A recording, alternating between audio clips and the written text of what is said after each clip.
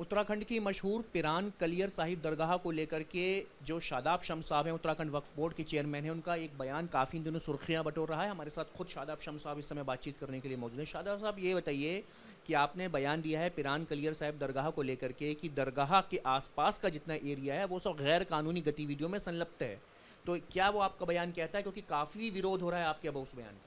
देखिए, कुछ लोग जानबूझ के कर रहे हैं, कुछ नासमझी से कर रहे हैं। मैंने कहा पिरान कलियर एक विधानसभा का नाम है, तो पिरान कलियर विधानसभा में जो दरगाह इस साबिर पाक जहां हम बैठे हैं, दरगाह साबिर पाक का आस्थाना है।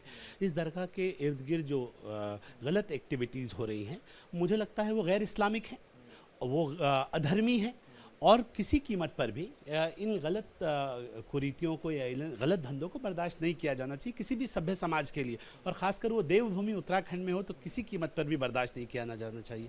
मुझे यहाँ के, जैसे ही मैंने चार्ज संभाला, मुझे यहाँ के लोगों के लेटर्स आने शुरू हो गए।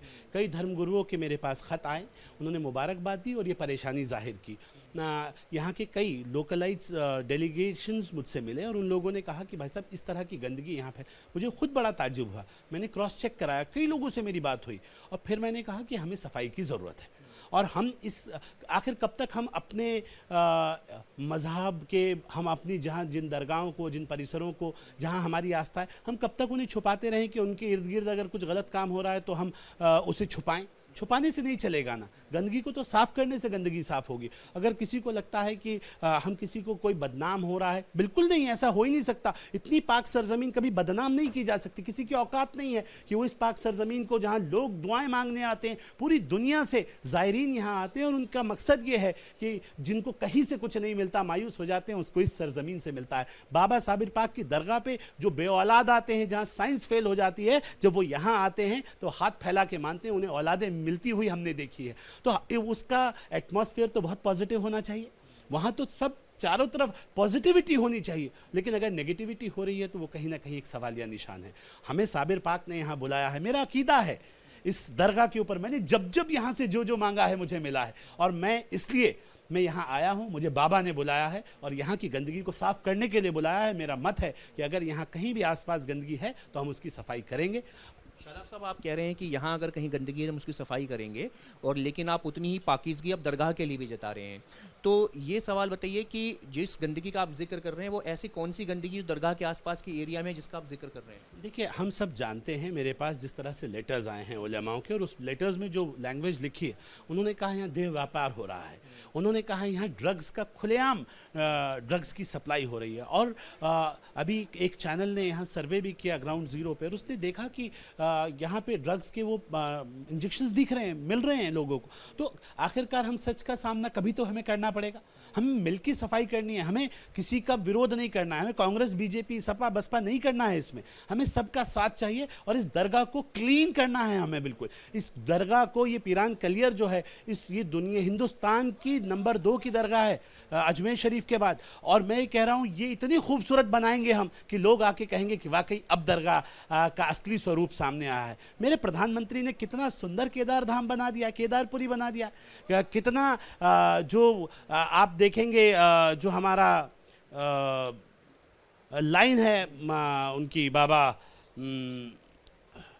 अभी जहन से मेरा नाम निकल रहा, वहाँ की लाइन कितनी सुंदर करती। लगातार सारे अच्छे काम हम लोग कर रहे हैं, और हम ये करते हैं, हम सबका साथ, सबका विकास, सबका विश्वास के नारे के साथ साथ चलेंगे। किसी का दिल दुखाने के लिए नहीं आए हैं, हम दिलों को जोड़ने के लिए आए हैं। और यहाँ इस दरगाह में तो दिल जोड़े जाते हैं, यहाँ सबको जोड़ के चलेंगे।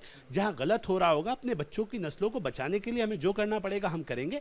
नशा मुक्त कलियर रहेगा, उसकी तरफ हमारा पूरी तवज्जो है। इसलिए हम अपनी बोर्ड की पहली बैठक में पूरी चारों तरफ CCTV कैमराज लगे और उसको ऑनलाइन करके यूट्यूब से उसका लिंक किया जाए, जिससे लोग यहाँ के हालातों को देख सकें, सब कुछ आम चले। इतनी बड़ी दरगाह, लोकल लोगों से हमने बातचीत की है, लोकल लोग भी इस चीज़ पर तस्दीक कर रहे हैं। वो लोग कह रहे हैं कि यहाँ पर गैर कानूनी गतिविधियाँ धीरे धीरे से उठा रही हैं।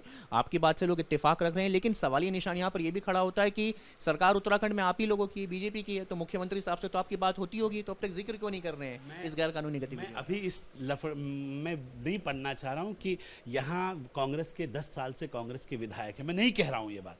मैं बिल्कुल नहीं कह रहा हूँ कि पिछले 22 सालों से पहली बार हमारे पास बोर्ड आया है। मैं बिल्कुल नहीं कह रहा हूं कि यहाँ होने के बावजूद भी हमारा बहुत ज़्यादा इन्वॉल्वमेंट नहीं था, और जितना था पुलिस काम कर रही है। रोज़ यहाँ से अरेस्टिंग हो रही है, रोज़ ड्रग पैडलर पकड़े जा रहे हैं, रोज़ यहाँ से आप थानों से इंक्वायरी ले लीजिए ना कि एक महीने में कितने ड्रग्स के मामले हुए हैं। ये तमाम चीज़ें सामने हैं, ये छुपाई हुई चीज़ें नहीं हैं। और मैं इसलिए कह रहा हूं कि हमें सफाई की ज़रूरत है। हम राजनीति करने नहीं आए, हम किसी पे आरोप नहीं लगा रहे हैं। शादाब साहब, दरगाह इतनी पाक है तो अब एहतियातन क्या वो कदम उठाएंगे जो आप देहरादून में जाकर के मुख्यमंत्री साहब को कहेंगे कि जी ये लिस्ट है और दरगाह की पाकीज़गी को बरकरार रखने के लिए ये काम किए जाने चाहिए? हम लोगों ने, क्योंकि सबसे पहले बोर्ड है, हम बोर्ड में, क्योंकि ये बोर्ड के अंदर आती है और इसका चार्ज इस वक्त डीएम हरिद्वार के पास है, तो हम लोग जो इसके लिए कर सकते हैं हम अपने बोर्ड में प्रस्ताव पास करेंगे और फिर माननीय मुख्यमंत्री से तमाम उलेमा जो इसके इस मुहिम में हमारे साथ खड़े हैं, जो यहाँ के लोकलाइट, सब लोग कह रहे हैं हम साथ चलने के लिए माननीय मुख्यमंत्री जी के पास दरबार, हम जनता दरबार में माननीय मुख्यमंत्री जी से मिलेंगे। मैंने माननीय मुख्यमंत्री जी के से समय मांगा है, हम लोग जाएंगे, माननीय मुख्यमंत्री जी को यहाँ के हालातों से अवगत कराएंगे और जो निर्णय माननीय मुख्यमंत्री जी लेंगे हम प्यार मोहब्बत से यहाँ के लोगों का साथ लेते हुए गंदगी को साफ करने का काम करेंगे। हमारे बच्चों के भविष्य को हम इस तरह से लुटने नहीं देंगे, बर्बाद नहीं होने देंगे। रो रहे हैं लोग, उनके बच्चे नशे में इतनी तरह संलिप्त हो गए हैं, और जब बच्चा नशा करने लगता है तो फिर वो गलत धंधों में पड़ जाता है,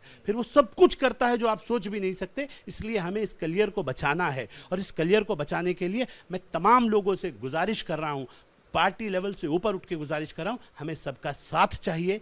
हम अपनी जो एटमॉस्फेयर है अपने इलाकों का, अपनी इन पाक दरगाहों का, उसे खूबसूरत बनाएं, और यहाँ के हालात अच्छे होंगे तो मुझे लगता है कि यहाँ से सबको बहुत कुछ मिला है। और अगर हम इस पाक सरजमीन को नापाक लोगों से पाक करने में कामयाब रहे तो मुझे उम्मीद है कि हमें इस दरगाह से जो देने वाले बैठे हैं यहाँ बाबा साबिर पाक, ये बहुत देंगे, हम सोच भी नहीं सकते, हमारी औकात से ज़्यादा देंगे।